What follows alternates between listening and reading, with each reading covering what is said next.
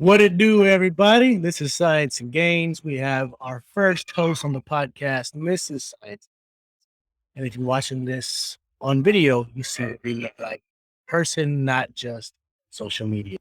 So this is our first official, actually second. This is our second episode, first one that we've done since we've started the podcast. And let's get some introductions. My name is Chris Alejandro, aka Science and Gains. You can hear our baby in the background because we're a family of 7. And there's always somebody that needs upset. Somebody's always crying. This Right. is the name of the game. So I am the co-owner of A1 Fitness. And is the Mrs. I am Miss Science and Games. Mrs. Science and Games. Mrs. Science and Not Games. single. No, I always get confused when I say that. But so I am his wife of how many years? 12?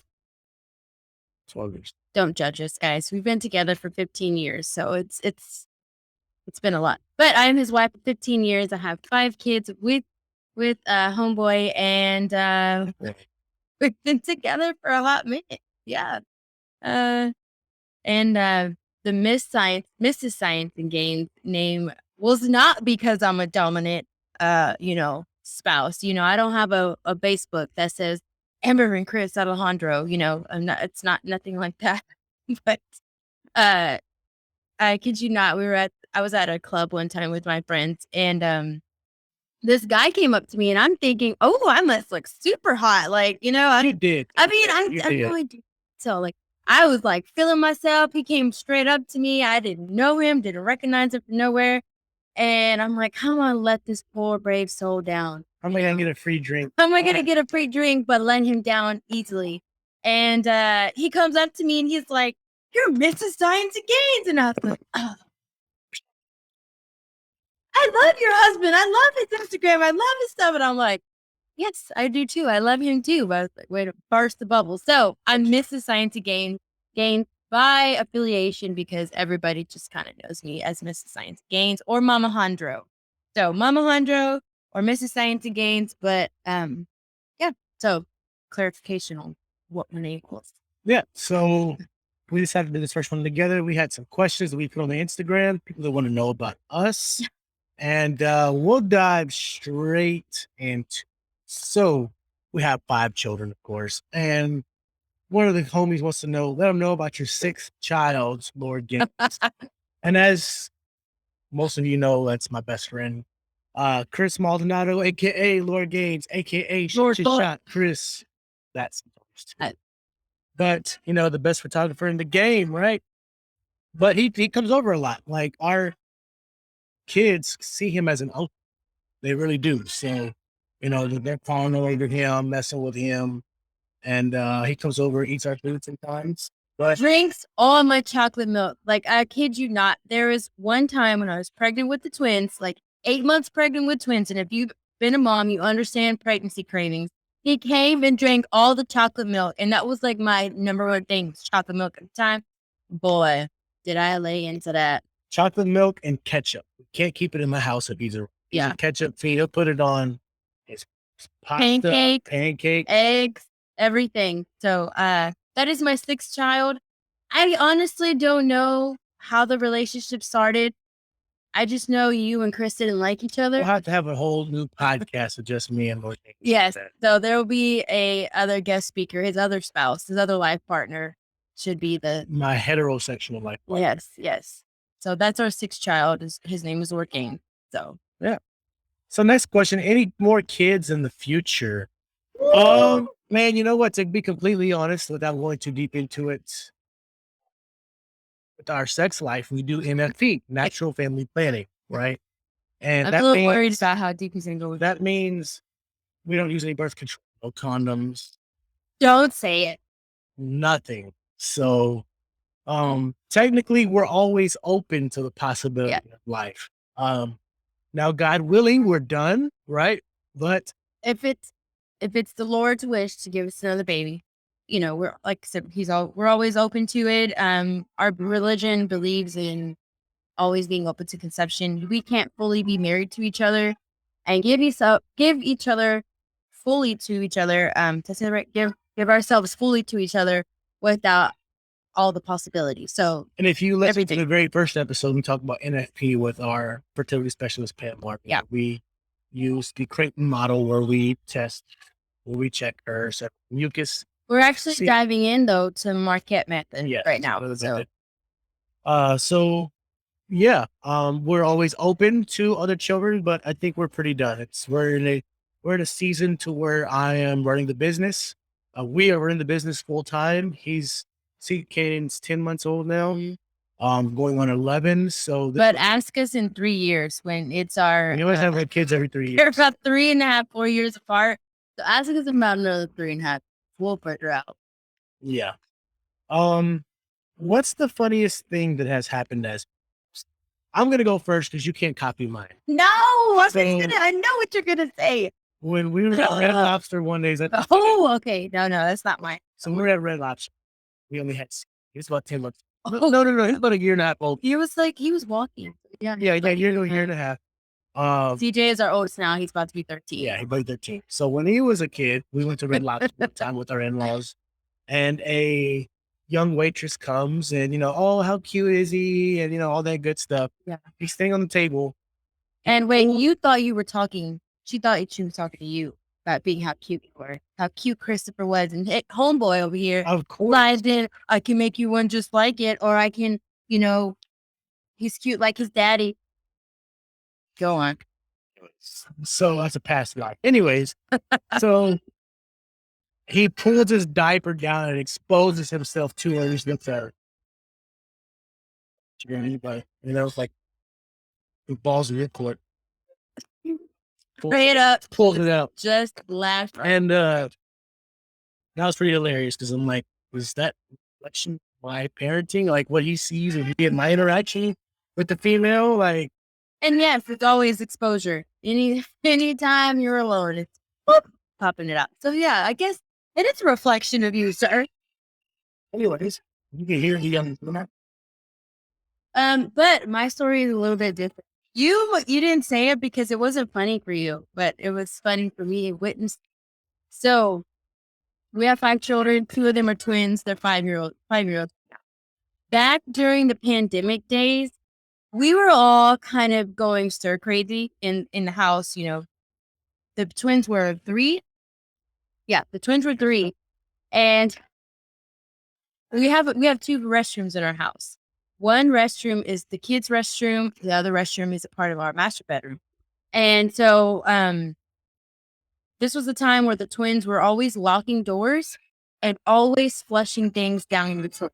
Like, always. We could not keep the kids' bathroom flushed. Like, we had to buy this 8-foot auger. Is it called an auger? Yeah, to get some stuff out. So it was one day. Chris was, you were at home. You weren't. I was at work. You were at work.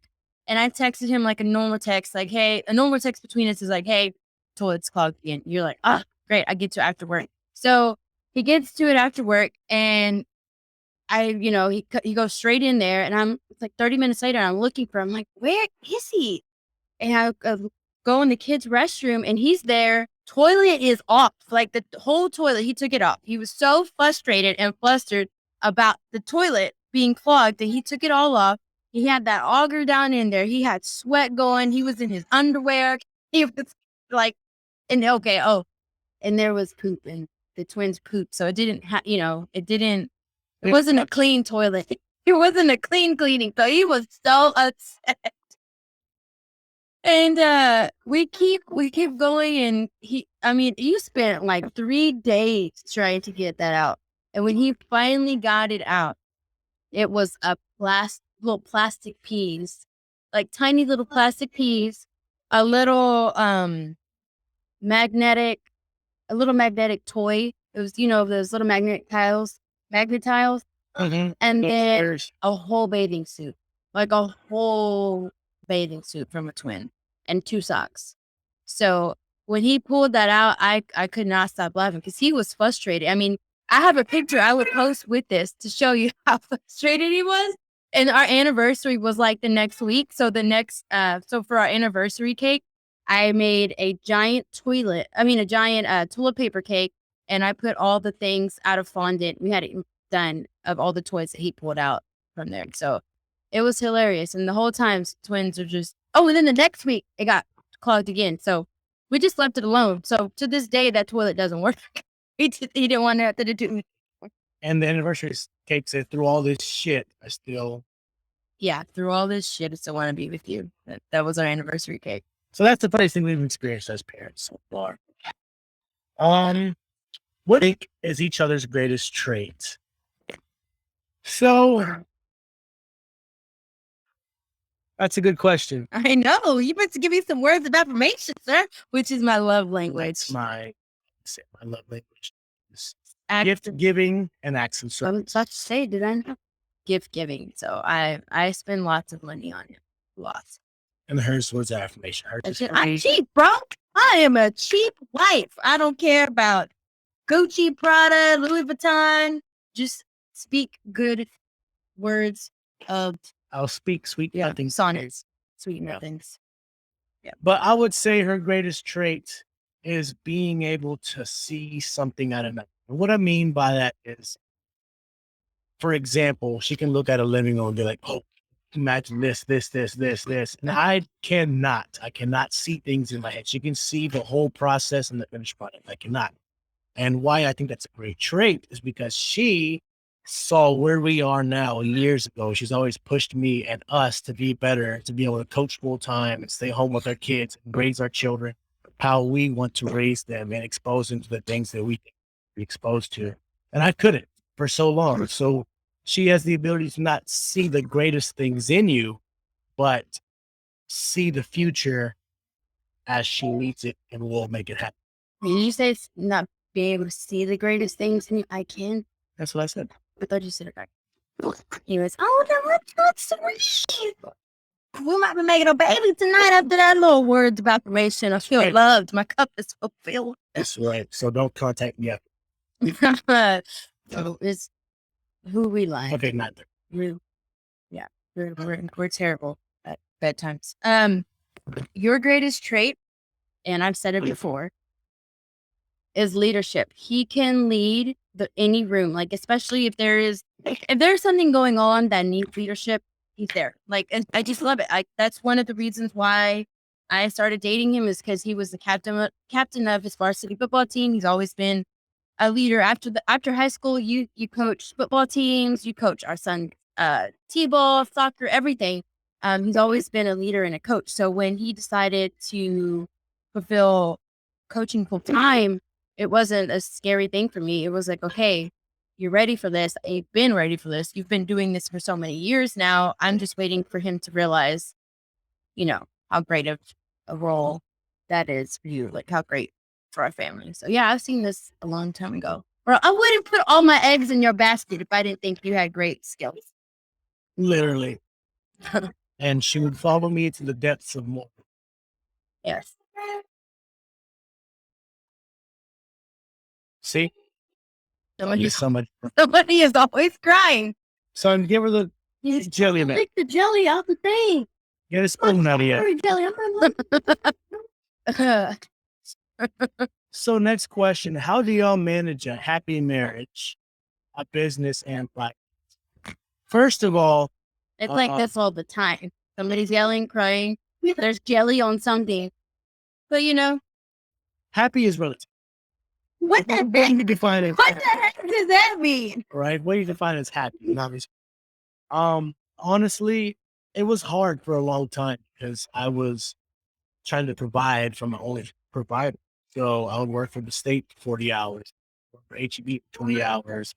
And then I would work with clients for, 5 to 10 hours per week. So a part of a happy marriage is setting time aside and apart for each other. And it's something that you have to hold dear to yourself and actually commit to. So not only that, sometimes you gotta learn to shut up, bite your tongue. And it's something that I still suffer with sometimes. So, it's a learning process, right? The whole point of a happy marriage is to fulfill each other, fill each other's cup. And I've had to learn to give words of affirmation because that's her love language. And that's one thing that if you're a young couple, learn their love language and be open and humble because it takes anything and everything, or it used to take it out of me just to give her some words of affirmation, right? Other than I love you. Because that's just, I'm a very enclosed person, introvert. By nature, I can be very reserved. So when I started my business, I had to learn how to talk more, right? Put on the hat and one, learn their love language. Two, make time for each other and do the things that they want to do, not just. Yeah, no, I think I can agree on that. We didn't learn each other's love language until what, 5, 6 years in. I 2 or 3 years. Oh no. Yeah, it was a long time before we realized each other's love language, and this was before the whole 7 love languages came out. Um, we were working on always, we always, since day one, we've always like tried to figure out what's the best way to make our marriage the best. We've always been, you know, making sure each other was filled. And I think that comes from also witnessing both of our parents' marriages and how they're still together. They are both high school sweethearts. And so, us being high school sweethearts, that was just kind of, the role that we saw with our parents and how we could always, better each other.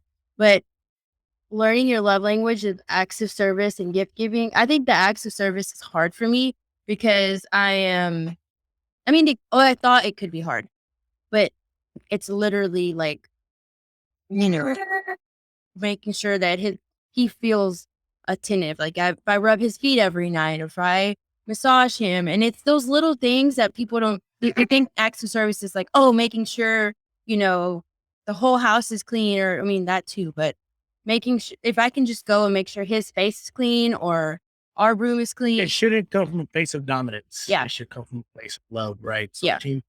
I love having a foot rub before bed. It just calms me down, right? So, and then what she likes is, maybe talking before bed for a few minutes or just taking time out of our day to just lay with each other one on one. And those small things. And of course, the sex has gotten so much better I get that. as we get older. The wisdom we could teach Amber and Chris at 18? Bro. And then, how to manage the kids in a business. You gotta somehow make time for each one, even if it's 2 minutes per day. Because we are very family oriented. Like we eat together. We have this as a rule. We eat together. I don't allow our kids to just eat in their room. I don't allow CJ to go play this game and just eat and leave. Right? We eat together as a family every meal, even if we're on the couch watching TV. Always eat together in close proximity. It's something that I always did in my family growing up, and it's something that I want with ours. And as far as business, you got to play on each other's strengths, right? So I hate doing the back end stuff. The legal stuff. Duck? What do you call me? The duck? Let me finish. Okay, the legal stuff. Everything looks creative on her page. That's all her. This podcast, finding this, it's all her, right? Me, I have no problem doing the legwork, getting some training stuff done, check-ins, bringing in clientele, like learning this and that. Like, I don't have a problem doing that. So we complement each other on our strengths very well. So that's how we run an efficient business right now. But to what she was saying about the duck feet. So in most of our business, I'm the face of the business, right? I'm the one to go live. I give the education. I do the programming, nutrition, hormonal stuff. I'm the face of my business, right? So I always say that Amber is the duck feet to our business because you see a pretty duck on a lake just smooth, right? You see it just smooth and sailing, and look at the pretty duck. Wait, underneath the water, those feet are just churning. I'm ugly duck feet, bro. He called me ugly duck feet. I never said ugly duck. Okay, you don't go to next time y'all look at a duck, look at their feet. They are ugly. I never said ugly. I always say duck. Yeah, I see the feather gliding on top of the water. Dang. you with the kid you are. Okay. So that's how we manage our business and family and patience, patience, patience, patience. Because as you can see, we've had every single one of our kids in the background come and meet us, even though they know we're recording and we've only used 30 minutes. Patience is a virtue. So next, and yeah, you can kind of hear this now. So she has to take care of a small issue. Next, have y'all always been together? How did y'all find each other? So we're high school sweethearts, and without going too in depth, so basically we first met when she transferred schools. We're from a small school called St. Joseph Catholic School here in Browns. And that's where we met. She transferred from Bryan High, went in. She had gone to the wrong class, and that's why I first saw her. And that was an act of God, bro. That was an act of God. Do not go into that backstory, but that was an act of God. That I went to the wrong class, and he was the first one to stand up and introduce himself. With the teacher did introduce himself. Like, I literally walked in the wrong class, the wrong grade, and there he is. He stood up. He told me his name. I was like, boy, he is fine. Walked out, and they're like, "Oh, you're totally in the wrong class." And I was like, "Oh." So that was our interaction, is literally by chance. It wasn't anything like, I think that I honestly believe that was like God. Oh, let's chill over here. But yeah, we're not gonna go to the backstory of how I got there. I was a rebellious teenager. What is the only thing overprotected Mexican parents do? They send you to a Catholic school. So Yeah. I was like, it's on them. They sent me because of a boy, and I met my husband because of it. So yeah, so basically we met in high school. I actually turned her down before we actually got together, and we ended up together. yeah. So I turned her down for another woman, but we're together now. Because of another. We're together now. Look, I now. We ended up getting together in high school. We have been together since 2006. So 15 and a half years, going on 16 years. We got married 2010, married 12 years. And here we are. No, you gonna talk about turn that? All right, we're gonna bring up you running away. So It didn't linger. yeah. After Let's he keep this supposedly now we're gonna keep Let's it keep short. this short. After he supposedly turned me down, randomly out of nowhere, we were friends. We were like, This is like 7 months later, my senior year. No. We were okay. Before that, the whole time after you told me no, but you didn't tell me no. We just, again, I'm make my eye twitch. 7 months of friendship after, he comes up to me out of nowhere after lunch and gives me a kiss on the cheek, and then just darts. You ran off. Like, I remember holding my cheek and turning super red because you gave me a kiss. The way I see it is like you got Thor walking slow from an explosion. Oh, you're Thor now? Yes. Walking slow from an explosion. It's badass and in slow motion, right?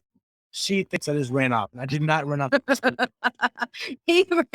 Reality is, he gave me a kiss on the cheek and then started off. And I went straight to the bathroom because I was so like, what just happened? And then in that moment, our friendship completely changed. It was like Cupid shot me in the cheek, and then we were kind of. So originally, I pursued you because I asked you to homecoming. You sure did. But then you a kiss on the cheek. After your kiss on the cheek, I asked you out. And then after that, that was it. Like, completely done. So let's go to the next question. And final question. I require the proposal story. Oh my gosh. So the story is, there is no story. There's no story. So it's no secrets that we had children young. Wait. This one right here. This one right here in the back we just saw. We had children very young. And of course, when that happens, there's pressure in Hispanic culture, right? And we actually waited a full year after we found out because I wanted to make sure that we were going to be able to do this, live together, right? Cohabitat. And yeah, Cohabitate. yeah, cohabitate. Anyways, so I wanted to make sure that it wasn't something we were running into, just rushing into. And we We did were get married together for 4 years before that. So it wasn't 3 years. Yeah. 3 years. So it wasn't like And we didn't talk random. about marriage and kids before. We planned our marriage when we were high school. When I was a high school senior and he was a freshman in college. We always talked about it. It wasn't like this big random thing out of nowhere. I come from 4 kids in a family. She comes from 4 kids in the family. And we've always known that we wanted at least 4 kids. Now, we had 5 because Amber and I knew that we had a calling to another. And she has always, ever since CJ's the first one, she's always had a dream of a little boy, another little boy. So we had Mia, then we had the twins. And then when we decided to conceive next, we were pretty sure it was going to be a boy. And there you go. But anyways, we always wanted a big family, even in school. Oh yeah. Like my friend, I remember my senior year, my friend was talking about college and going on these places. It's just like, what are you going to do? And I'm just like, I'm going to get married to Chris and I'm going to have kids. And she was just like, what? She's like, why are you planning that on now? She's like, how do you know? And I was like, it was never like, without a doubt, any other possibility of it not being Chris. Like as soon as we started dating, we were together every single day. There was no like gradual thing. It was just like boom every day. And I was like, okay, this is the guy I want to spend forever with. But Of course, we knew that we knew that at a very young age. So it wasn't like this is before social media. You got to remember Facebook and yeah, I mean, Facebook wasn't even MySpace popular was then. not even a thing, barely a thing yet. And grand proposals and stuff, that was just kind of what you see on the movies. But it was always, there was never a question about it being with any other person. Yeah, We 'cause both knew. We didn't even have be together. Instagram wasn't a thing yet. Facebook was barely Pinterest wasn't even there. I didn't have Pinterest for my wedding, Yeah, bro. in That's how 2007, far back. it was. Facebook was barely opening up. We had MySpace. That Yeah. was it. That was it. But yeah, anyways, so we had already planned on getting married when we decided we were going to a year Yeah. later. And we just kind of made the arrangements, this and that. And I always felt like it was kind of dumb to ask when we already had a date, sent out invitations, and I was like, why, you know? But now I realize the importance of it, and it's not just about me because I was too proud and too shy.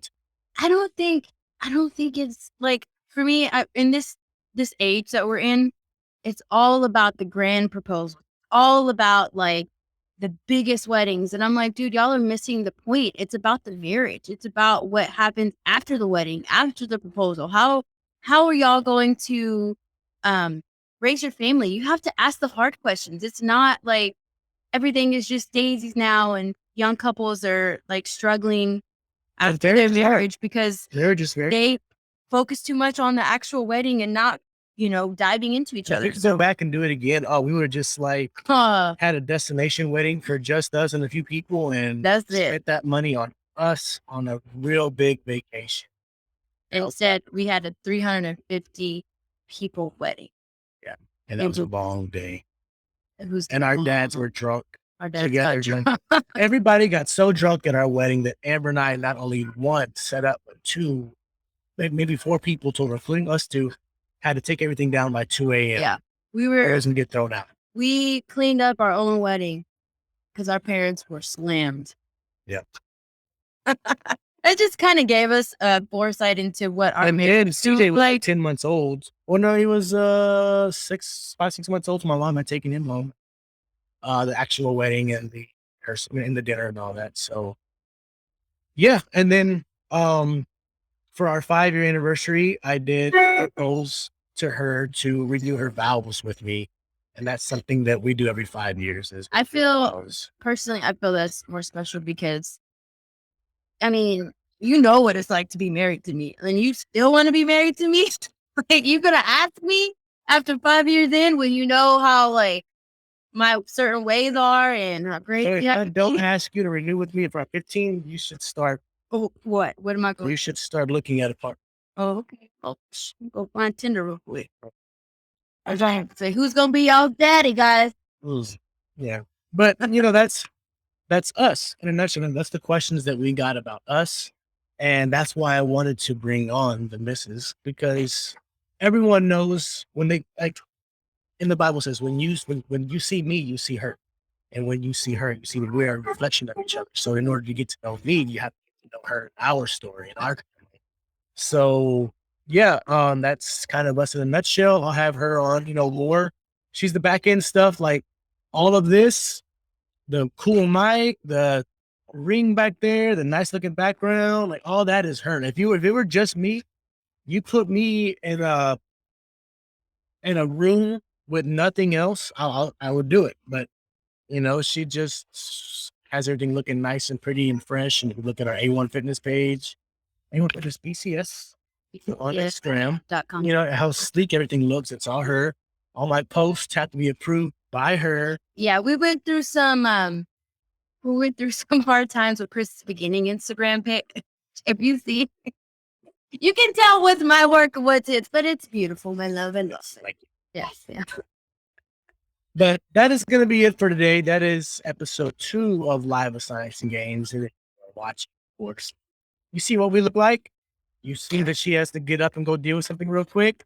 Yeah. And that's just our life, but we wouldn't have it any other way. It's chaotic. One of the questions was, when are you going to start your own TLC show or YouTube channel with your house? And I don't think we're ready for that. And as far as we'll go. Have you seen the outcome of John and Kate State? Like, we're going to leave it at that. We're going to leave it alone. Like, this is the extent of how much we are going to let the world see our family. So, yeah. And of course, it's 5 p.m. now, and we had Fit Camp in and out. So now that we're done with this, right, we got to get going again to come home and cook and all that good stuff. So that's a little insight into our life. So time management, I would say, would be when you're talking about how to manage family and thing, it's time management, hands down. Which I'm terrible at. Yeah, and so am I. So that's why we're always late to things, because we're both horrible at time management. We're there, we get it done. So thanks for letting me be on your world famous podcast. I had a lot of people want to be on as an official first real guest, and you should be honored. We chose little old me. You should be on. All right, guys. We'll see y'all. Bye. You end it.